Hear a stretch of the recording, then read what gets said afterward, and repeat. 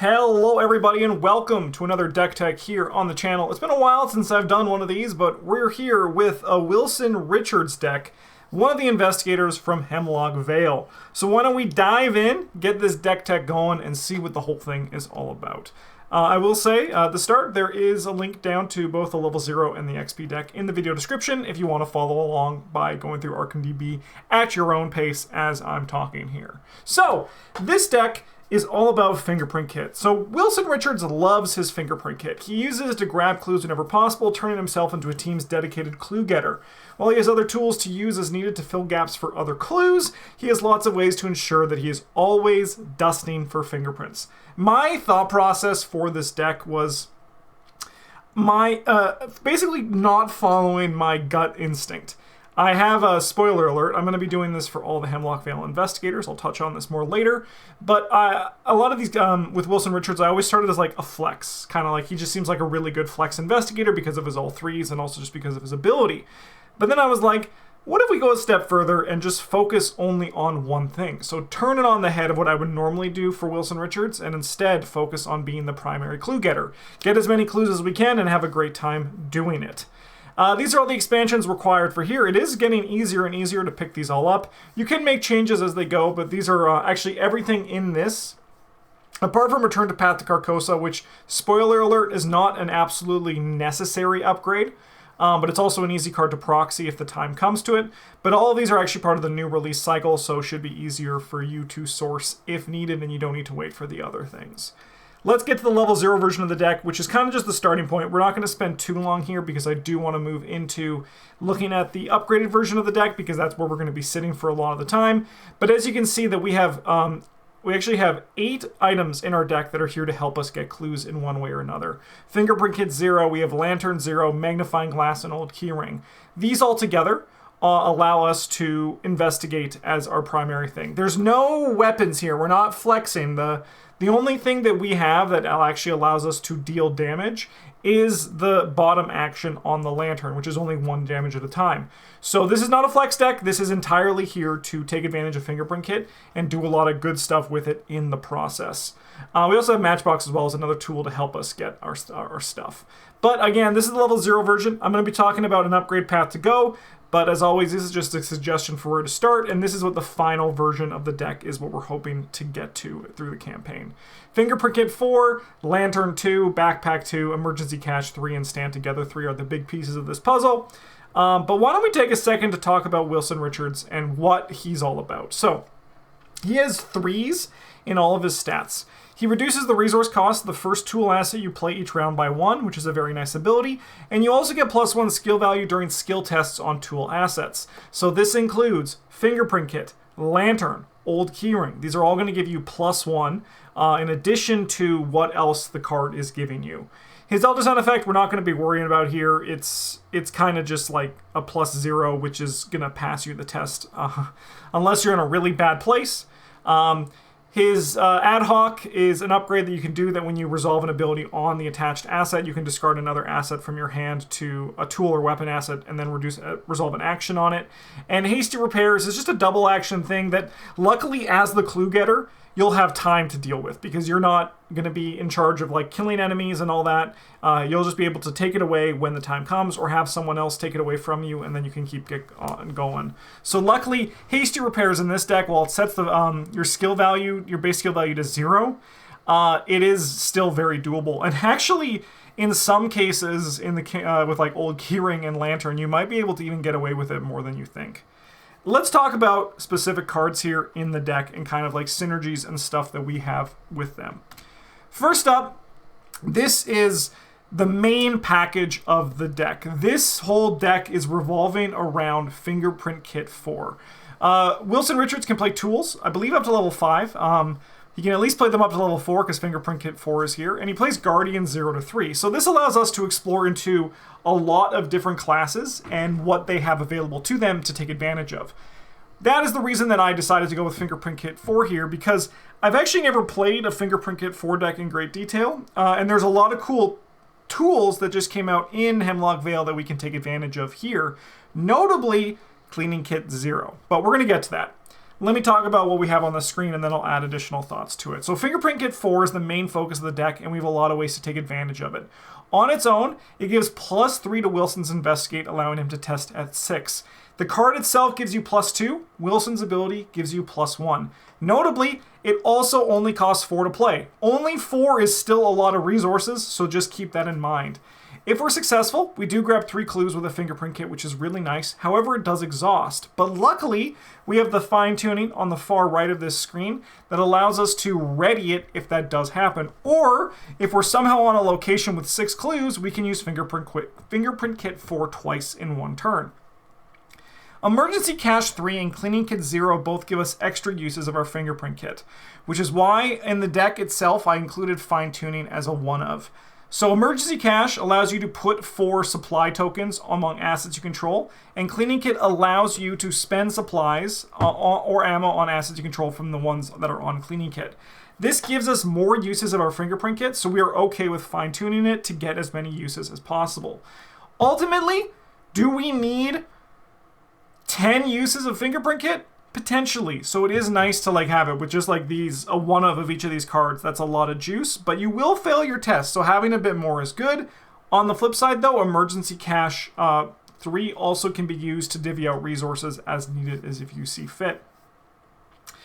These together will allow you to get the clues that you need to get to progress the game as a dedicated cluever. Again, the goal of this deck is to build Wilson Richards as a cluever, and I think building around Fingerprint Kit in this way is a really great way to do that. It's essentially like a seeker's right of seeking, right? With just the only downside is that it's a little bit more expensive, right? That's kind of what it all comes down to. It takes up a hand slot instead of an arcane slot. So if you can get clues really well with that, that is super awesome. Going on to the next package of cards here, this is the remainder of our clue getting package. While we can use Fingerprint Kit, and we're going to be using Fingerprint Kit as our main thing, it is not the only way in which we get clues. Lantern 2 isn't as powerful as Fingerprint Kit 4. That's kind of just obvious, but it does allow us to consistently investigate, giving us +2 to our investigations. When I say +2, it's not actually +2, it gives a -1, and then we get a +1 from Wilson Richards, which means that if we're investigating a 3-shroud location, it turns a 4 to 2 as opposed to a 3 to 2 as it would be with another investigator. This means that on standard difficulty, 4 to 2 is actually very reliable, and this works really well for the level 0. This is why I mentioned that the level 2 Lantern, which is the card from Return to Path Carcosa, isn't a necessity. However, I actually personally like it and think it has some really good synergies with the deck, which is why it was my choice for the slot. This, with Lantern, if it's paired with Magnifying Glass 0, it can actually get even better. So Magnifying Glass 0 works really well with a lot of the pieces in our deck because it's essentially another instance of Wilson Richards' ability. Magnifying Glass, basically, if you play it as your first thing, it's a 0 cost, fast, double up the +1 skill value on your ability when it comes to investigating, which is what we're going to be using our tool assets for. Notably, though, we're looking at a bunch of items that take up your hand slot, but that is why the Tinker is in our deck as we get to that card later. However, with all of this said, the only main piece of your puzzle in this deck is Fingerprint Kit 4. Your other stuff, if it's not a Magnifying Glass with a Tinker, or alternatively a Fingerprint Kit with a Tinker, it's expendable. The only things that you want to keep in play are your Fingerprint Kits and then your Magnifying Glasses. Everything else, your lanterns, the old key rings here that you see here, they can come and go, and they should come and go. Because of that, don't be afraid to use Lantern discard ability as needed, and then also, notably, don't be afraid to commit the cards from your hand because we have some synergy to work from the discard pile as well. The last 2 things we got here are Matchbox 0 and Old Keyring 0. I didn't upgrade into the higher level of Old Keyring because it's not really the deck that this is trying to be. However, both of these cards are really good to deal with locations and shrouds. Matchbox in and of itself is actually just a very powerful card that can solve a lot of problems for you, and it's hyper efficient for what you need to put in to get out of it. So really nice tools there. Moving on next, we just got our basic economy and consistency tools, but before we get to these, remember that Wilson's ability reduces the cost of the first tool you play by 1. That's not like an economy card. Like, it's not like you can reliably use that to play all the cards in your deck, but it does help round out our economy to make things more consistent. Backpack 2 is an easy inclusion. It grabs Fingerprint Kit 4, Emergency Cache 3, and our other 9 item cards. The level 0 version is in the deck because I just think the level 0 backpack is actually kind of bad. But the level 2 version is kind of busted, so I went with that. It's a tool belt in the level 0 deck, just to kind of like add as another version of Tinker as needed. However, if you feel comfortable with grabbing it in the thick of it, a backpack 1 of is not a bad thing to grab. Stand Together 3 is a great job because it gives Wilson card draw and resources and also helps other people. Wilson Richards wants as much, Wilson Richards wants as much card draw as he can get because it's just like he's in a class that doesn't really have access to a lot of card draw, so when he can get it, he loves it. Same with Perception, just commit it to the first, like, investigate like a Force Shroud location, just get it out of your hand, turn it into something else. It's in your deck, but it's not in your deck at the exact same time. These are some of our utility cards that help us execute our deck's game plan. Push to the Limit 0 is probably my personal favorite card in Hemlock Vale. This is a powerful ability that you shouldn't neglect. You can use this card to activate... So let me just take a second. This card actually has a lot of really good synergy within this deck.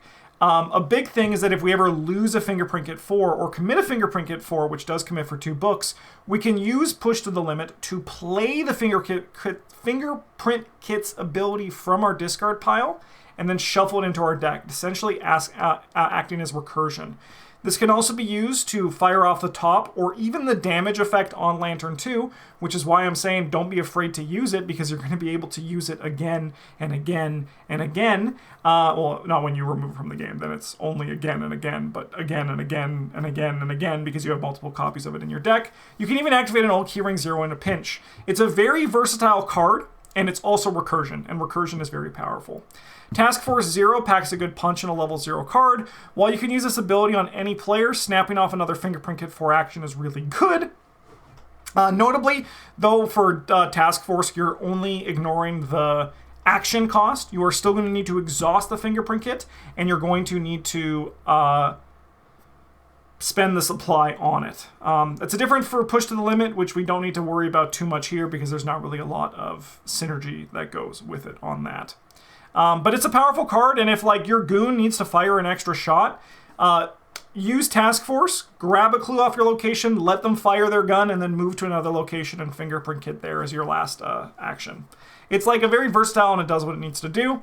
Tinker allows us to hold more cards and have more hand slots. So you attach to a tool asset in your play area.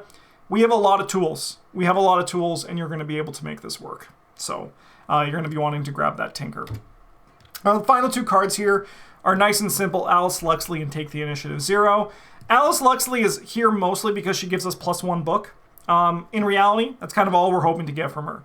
While she does have a reaction ability on it, our deck is not really built around taking advantage of that ability.